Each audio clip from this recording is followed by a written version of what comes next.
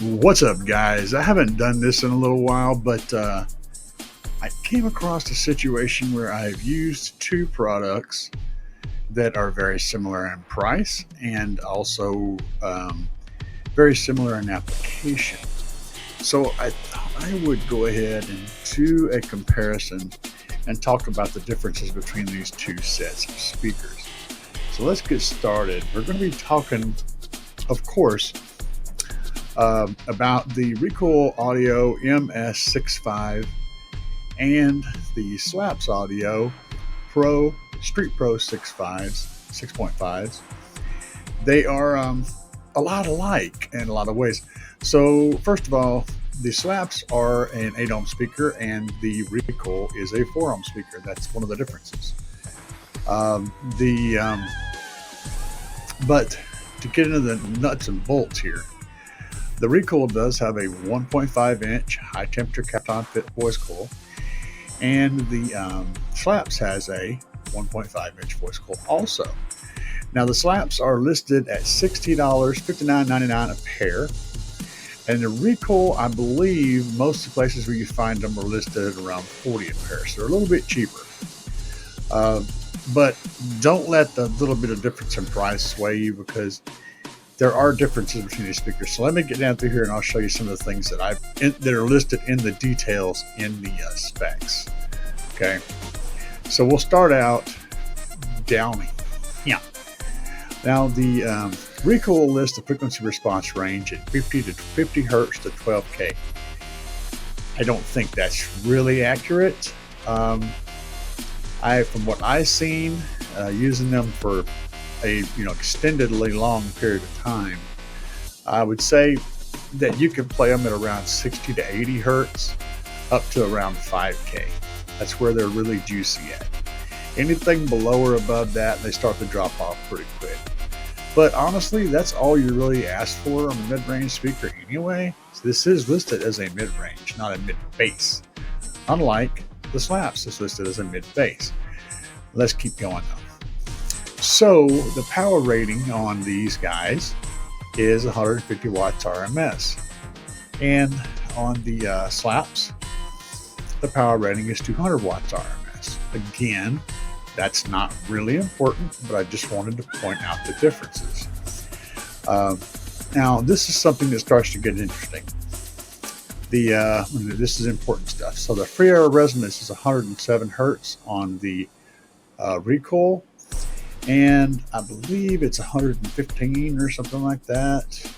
Yeah, it's 115 hertz on the Slapz. Again, those are two very similar numbers, and they should be just basically canceling each other out. One of the things I always look for right off the bat on a speaker that's not going to be mounted in an enclosure is a QTS, because a QTS of around 7 or higher is going to mean that speaker can play effectively in an infinite baffle, meaning it can play in a door location with no enclosure to help give it an air cushion or an air spring. It needs to have a stiff enough suspension and everything to where it can play without being put into an environment to help control the speaker. And the QTS on the Recoil is 0.72, which is perfect. That's actually right on the money. Very good. And should offer a pretty good bass response, pretty good low bass response, because it's going to have just enough stability to handle being free air, but not so much as it makes it a little tight, And moving over here to the Slapz Audio, and its QTS was 1.08. That is a tight speaker. And what that means is that you're going to be able to put a little more power on it and an open baffle and get a lot more of that, that 100 to 200 hertz range that you really want to put the kick, the high kick drum, the snare drum, snare hits and stuff, the hard low snare hits, the toms, all those drums are going to fall into this category. So if you put this guy in there and put a little bit more power on them, you're going to be able to get that drum frequency out really well. They're going to play lows. They're going to be able to play low mids which is why it's called a mid-bass speaker. Whereas this guy, even though it says it can play from 50 to 12K, this low QTS means it's going to have less control in that area, and you're going to wind up having to back off on the power at those frequencies, and you won't be able to play them as loud. So if you're wanting, this is where the things start to separate. So if you're looking for something that's going to play vocals, trumpets, electric guitar, high snare drum sounds, cymbals, and things of that nature, this driver here is going to be able to give you that, quite well, and pronounce it and really drop it. This is a Recoil. If you're wanting that, but you also really want to emphasize those drums and those lower mids, the lower vocals and the drum impacts and high bass notes and things like that, then this driver is going to be more suited, just based on the mechanical information about how it functions. All of these things can tell you those things. Another interesting thing, so if we look down here, we have a paper cone, of course. We have a cloth surround and a KSB voice coil, which is a fancy word. If I'm not mistaken, that is plastic, essentially. Yeah, that's a Kapton voice coil. Yes, that KSB means it's plastic, and that's nothing wrong with that. Wow, those are heavy. 3.7 pounds. Holy crap. So I'm just looking through everything in depth. Baffle cutouts, 144 millimeters, 76 millimeters. They don't understand English numbers. All this Japanese numbers, man. That's your piston area.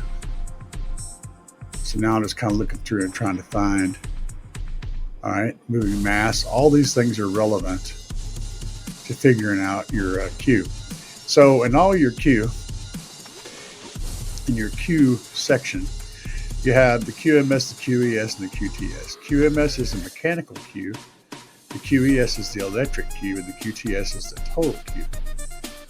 And then the QTC is the final Q after you put this in some kind of enclosure, whether it just be an infinite baffle or a box or whatever. The measurement then would be the QTC. That's going to be the QTS working with the enclosure, how much restriction the enclosure's got. That's going to give you your QTC. And the QTC will always be higher than the QTS because it always adds something to the Q. So this number is going to go up whenever you put it in a box. No matter if it's just a board with a hole in it, it's going to go up. So these are the things we're looking at. Pre-air response, of course, 107, 115. Resonant frequency is the same thing. But having said that, the crux of it is that I've used both drivers in the same exact vehicle, playing the same stuff, under the same circumstances. They both are amazing drivers. They both will kind of cover the same space in music, the same sound, mostly. The Slapz will cover lows better, just because of the inherent mechanical design, with the higher QTS. And that's going to give you the ability to put more power on those lows and keep them in control, right? And it just ends up giving you a better overall mid-bass sound. And so it was designed right in. It's baked right in. If you're looking for something that's got, it's also I've noticed that the Slapz Audio 6.5s have that really punchy mid-bass, and they also have really, really, really good highs. And they don't even say that the range is that high. So if we go back and look, the frequency range on the Slapz is 110 hertz to 5,003 hertz, which is about what I would tell you that the range would be on these, even though they say it's this. It's actually more like this. Now, having said that, this guy plays the lower 50 or 60 hertz better than the speaker that says it does. And it also plays the really highs better than the Recoil. The Recoil plays this range really strong. It plays that the mid-range, like from 200 hertz up to 5,000 hertz. It plays that really, really well. But it doesn't want to play lower than that very well or higher than that very well. It'll make some noise in those areas, but it's not clean. This guy, the Slapz speaker, actually gives you much, much cleaner range. It is more of a scoop sound. So with the flat EQ, the Slapz audio speaker will have a scoop, like a V-shaped response range. It has a scoop sound. It has stronger, more pronounced lows, and it has higher, crispy highs, and a kind of a scooped out midsection. So this guy sounds really, really good. I mean, they really do sound good. And if you're just wanting to reinforce a nice tweeter and if you've got a good low front woofer and you've got a tweeter to go pair with it, this guy over here is going to drop the hammer on the mids. So it's going to pair really well with a three-way setup, whereas this guy over here is going to work just fine with a two-way setup. And you don't even need a tweeter, really. You can listen to this thing without a tweeter and it'll blow you away. But if you add a tweeter to this Slapz Audio 6.5, you got yourself one nice little two-way setup that'll get really loud and give you lots of lows. If you guys are interested in picking up the Slapz, I do have a discount code C8E. You can head over to Slapz Audio and pick these guys up. They're like, what was it, like $60? Yeah, they're $59.99 a set. So throw in my discount code, knock another 10% off of it. Get yourself a pile of them. You're going to be impressed with them. I've been blown away by them. They're great speakers. Anyway, guys, I hope this answered any questions you might have about the comparison between Slapz and Recoil. They're both great drivers. They have two different jobs. I love them both. But if I'm picking one by itself, if I got to pick one, I'm picking the Slapz speaker. It's got a better overall sound signature, and it's more suitable for more situations. That's just my opinion, though. And you guys have a good night. Peace.